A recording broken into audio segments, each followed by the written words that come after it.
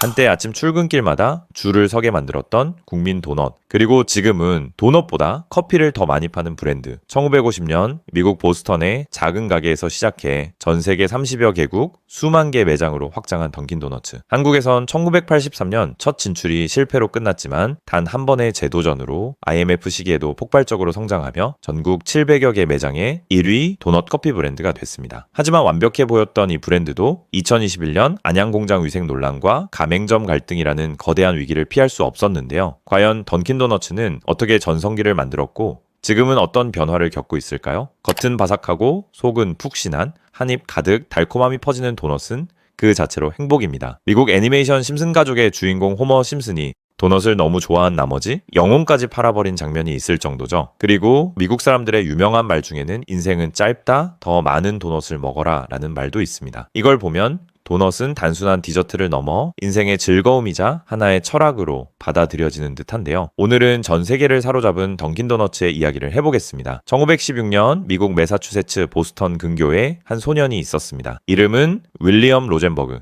그는 가난한 집안에서 태어나 14살 때부터 가족을 돕기 위해 일을 시작했죠.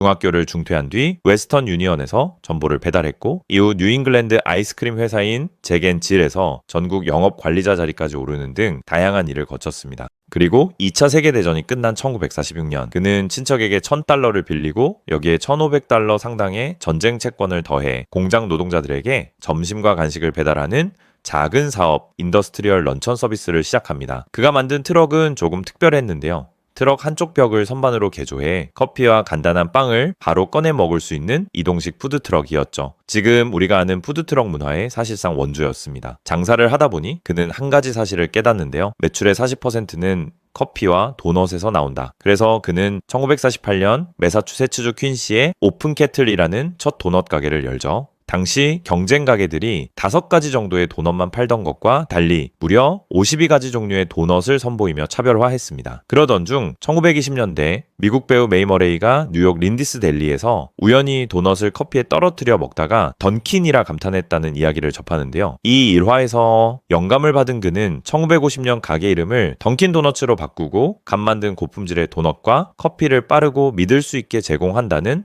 명확한 철학을 세웁니다. 이렇게 브랜드의 신뢰가 중요한 것처럼 요즘은 우리 일상의 신뢰와 안전도 지키는 게 필수가 됐죠. 특히 온라인 세상에서는 말입니다. 혹시 지금 당신의 인터넷이 누군가에게 그대로 보고되고 있다는 거 아셨나요? 카페 와이파이, 집 와이파이, 심지어 지하철까지 검색, 로그인, 쇼핑 기록 다 노출됩니다. 그래서 저는 서프샤크 VPN 없으면 불안합니다. 이건 단순한 앱이 아니라 인터넷 세상에 나만의 방탄 유리를 만드는 거거든요. IP를 바꿔 위치를 숨기고 데이터를 암호화해 해커, 광고업체, ISP까지 아무것도 못 보게 하고 해외 차단 콘텐츠도 버튼 하나로 열어줍니다. 넷플릭스 미국 전용 시리즈 보고 싶다? 버튼 하나로 끝. 카페에서 공공 와이파이 쓰는데 개인정보나 카드 정보, 가상자산 털릴까봐 걱정된다? 서브샤크는 100개국 이상, 3,000개 초고속 서버, 기기 무제한, 기록 절대 저장 안 하는 노로그 정책까지 갖췄습니다. 저는 특히 안티바이러스 기능이 마음에 드는데요. 랜섬웨어, 피싱 다 차단, 웹캠 보호까지 가능하죠. 가격은 한 달에 저가 커피 한 잔 값. 게다가 30일 안에 마음에 안 들면 100% 환불까지. 지금 더보기란 surfshark.com/money달러 입력하면 4개월 추가 혜택까지 얹어드립니다. 이젠 누구를 믿느냐보다 무엇을 켜느냐가 더 중요합니다. 저는 이미 켰습니다. 이제 여러분 차례입니다. 다시 던킨 이야기로 돌아가서 불과 5년 뒤 6번째 매장을 열면서 본격적으로 프랜차이즈 사업에 뛰어듭니다. 1960년엔 국제 프랜차이즈 협회를 세우는 등 미국 외식 산업의 판도를 바꾸는 인물이 되죠. 가난한 소년에서 세계적인 프랜차이즈 창업가로 던킨의 이야기는 이렇게 시작됐습니다. 던킨 도너츠가 한국 땅을 처음 밟은 건 1983년이었습니다. 당시 금토일이라는 중소기업이 미국 본사와 계약을 맺고 서울 종로이가에 1호점을 열었는데요. 하지만 시대를 너무 앞서간 걸까요? 당시 한국 소비자들에게 도넛은 낯설었고 커피 문화도 지금처럼 대중적이지 않았습니다. 결국 1년 9개월 만인 1984년 11월 회사는 부도로 문을 닫게 되죠. 그 공백을 깨고 다시 돌아온 건 1994년. 이번엔 파트너가 달랐습니다. 이미 베스킨라빈스를 성공적으로 운영하던 SPC그룹 계열사 BR코리아가 미국 본사와 손을 잡은 것이죠. 1994년 서울 이태원에 1호점 문을 엽니다. 세련된 인테리어, 다양한 메뉴와 셀프 진열대라는 새로운 방식을 도입해 소비자들의 시선을 사로잡죠. 그리고 진짜 전환점은 1998년 명동점에서 찾아오는데요. IMF 외환 위기로 구조조정과 명예퇴직이 쏟아지던 시기, 창업을 꿈꾸는 사람들이 던킨 가맹점에 몰려들었죠.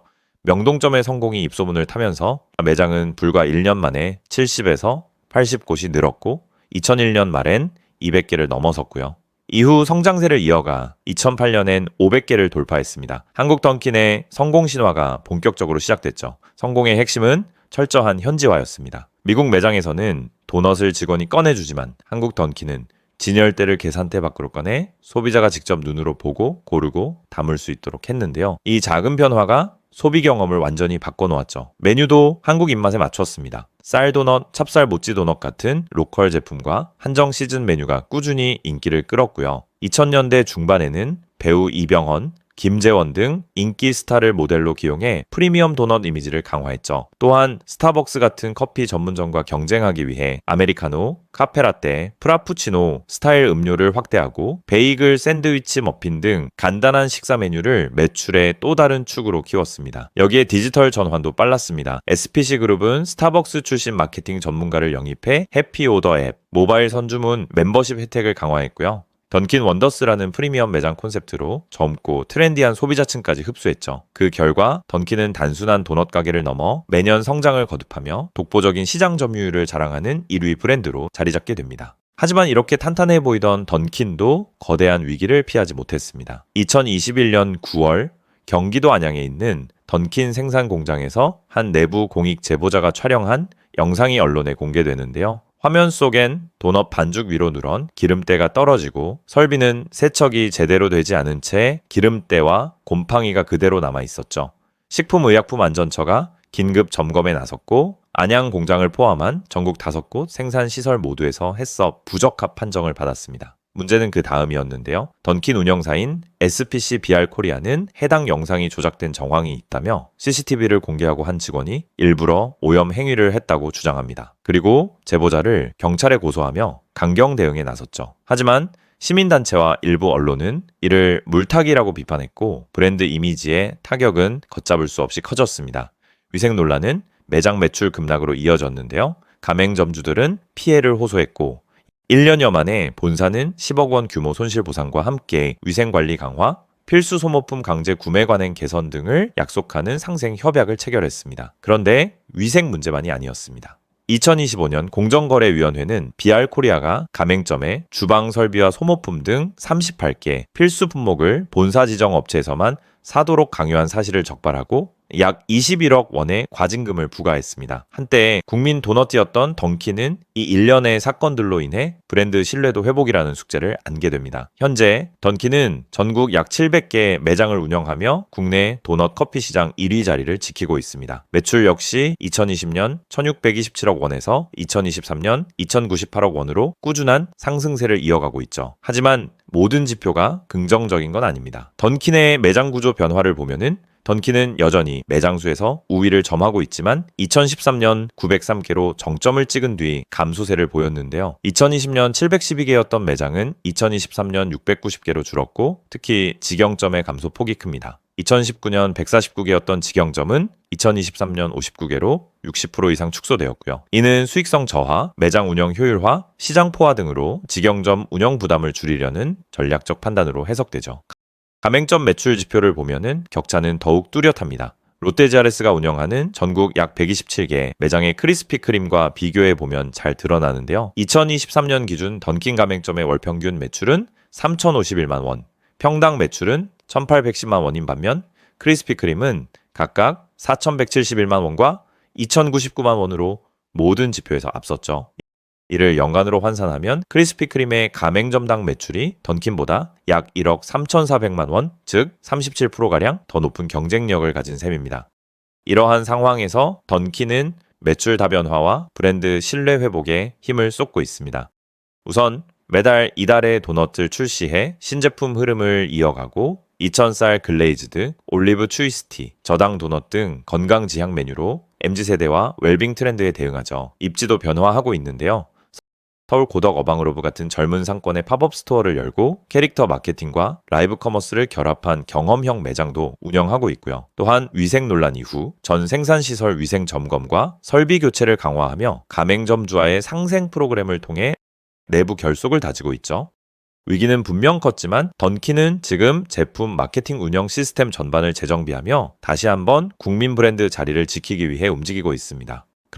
그렇다면 한국 도넛 시장의 규모는 어떨까요? 비록 도넛 시장만을 집계한 공식 통계는 부족하지만 국내 전체 빵류 디저트 시장은 꾸준히 성장 중인데요. 한국농수산식품유통공사에 따르면 국내 빵 시장은 2021년 약 3.9조 원에서 2026년 4.5조 원대로 확대될 것으로 전망됩니다. 이 흐름 속에서 도넛은 추억의 간식을 넘어 프리미엄 베이커리, 트렌디한 디저트, 간편 식사 카테고리까지 확장됐죠. 특히 전 세계 도넛 시장은 2024년 약 16조 원 규모로 앞으로도 성장세가 이어질 것으로 보입니다. 이 변화를 주도하는 건 MZ세대인데요. 도넛 소비자의 절반 이상이 20대에서 30대거나 어린 자녀를 둔 가족 고객으로 맛뿐 아니라 인증샷 SNS, 후기, 브랜드 스토리를 중시하고 신제품 정보에 민감하게 반응합니다. 소비 패턴도 달라졌는데요. 예전엔 매장에서 먹는 경우가 많았지만 이제는 테이크아웃도 배달이 주류가 되었고요. 특히 주요 프랜차이즈 외식 업체의 경우 2023년에서 2024년 기준 전체 매출의 약 48.8%가 배달 플랫폼에서 발생하고 있죠. 시장에도 세 가지 뚜렷한 변화가 나타나고 있는데요. 먼저 수제 한정판 콜라보 제품이 잇따라 출시되며 과거 저렴한 간식으로 인식되던 도넛이 한층 고급스러운 디저트로 격상됐고요. 매장 자체를 포토존으로 꾸미거나 도넛 만들기 체험 공간을 마련하는 등 머무르는 경험까지 소비의 일부로 만드는 전략이 확산되고 있습니다. 저칼로리, 글루텐 프리, 비건, 단백질 강화 도넛처럼 영양과 건강을 고려한 메뉴가 늘어나면서 MZ세대와 가족 단위 고객에게 큰 호응을 얻고 있죠. 이런 변화 속에서 앞으로 던킨이 단순한 도넛 브랜드를 넘어 다시 사랑받는 국민 브랜드로 자리매김할 수 있을까요? 여러분은 도넛 하면 어떤 브랜드가 가장 먼저 떠오르시나요? 그리고 여러분이 추천하는 도넛은 무엇인가요? 댓글로 여러분의 생각을 들려주세요. 구독, 좋아요, 알림 설정은 다음 콘텐츠를 만드는데 큰 힘이 됩니다. 여러분의 응원이 이 채널을 계속 달리게 하는 원동력입니다.